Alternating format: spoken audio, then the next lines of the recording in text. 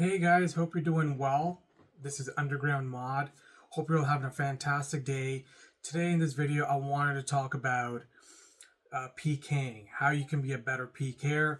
I'm seeing a lot of the RuneScape community coming back, especially over the last 8 months. A lot of people are coming back to RuneScape and they're seeing, they're getting a bit discouraged. Moise, I'm dying all the time. What's going on? What can I do? To be a better Pker and actually kill people and not die 20 times every day. And, obviously it can be expensive too, dying, per death, right? It can be upwards of a mil sometimes easily, a GP. And so how can you really improve your PKing game? Is my video today. So number one, guys, the best offense is defense. Okay, now with members PKing specifically, okay, this is what we're talking about, members PKing only. It's actually gotten quite hectic with the amount of weapons that are now out there and the spec combos you can do and all sorts of things. So you really need to have your eating game on point, okay? Now, I want to first preface by saying that there's no such thing as safing, and especially in members PKing, okay?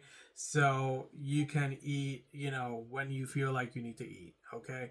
So, because you could be down, 5 HP, and then all of a sudden, boom, like you just get KO'd, right? You don't even see what happened, like what just happened. So, you want to make sure your eats are on point, you want to have a solid groove. How you want to do it's up to you. I like to eat every time. Actually, a person shared this with me. Every time you get dealt a damage of 13 or more, you eat.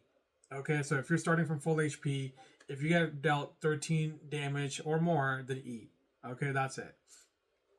So that's point number one.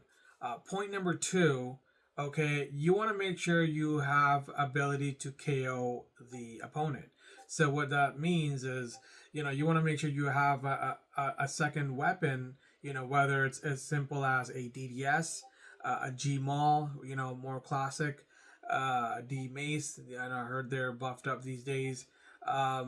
Anchor, whatever it is, right? If you're ranging, then, Dark Bow, knives, heavy ballista, whatever it might be. But you need a weapon that can actually KO the guy. All right. So because if you don't, you're just gonna have these stale fights that just lead nowhere.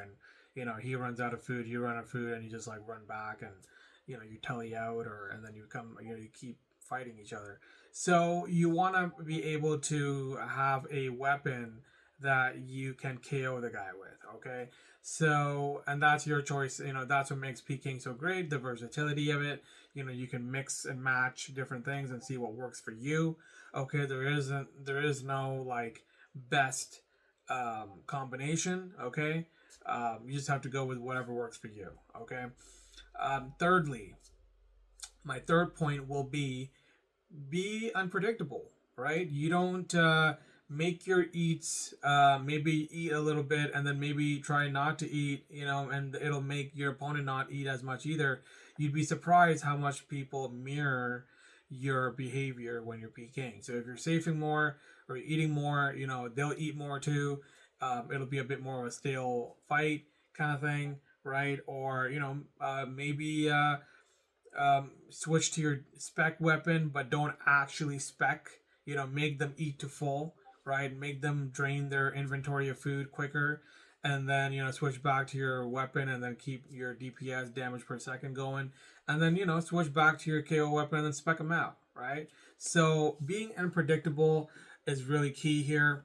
You want to be able to actually be unpredictable and allow the person guessing to what you're going to do next, right? Because if you're predictable, then they'll know how your style is.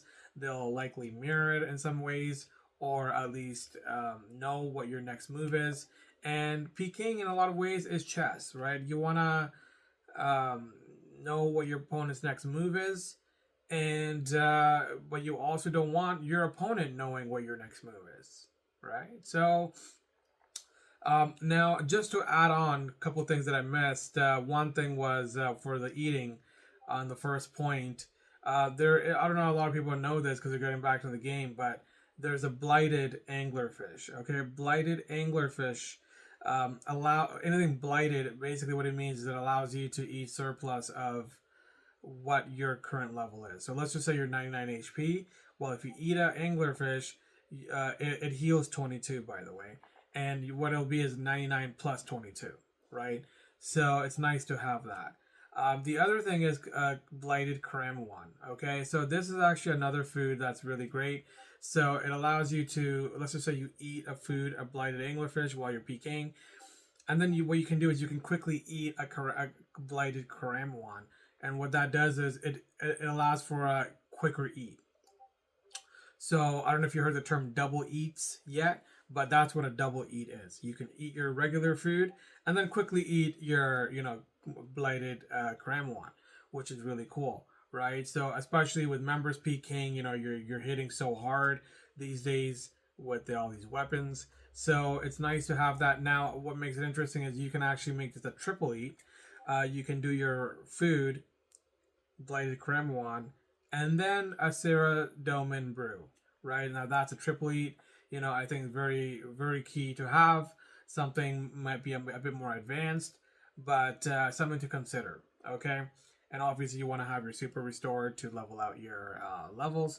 But yeah, guys, hopefully this is a bit of a framework to help you and guide you with your PKing, and have fun PKing, guys. Stay safe out there. I know there's a lot of sweats at Bounty Hunter and Grand Exchange and all sorts of worlds. PKing, Deep Wildy, but we're all getting back into the game, and hopefully we're all having fun with it.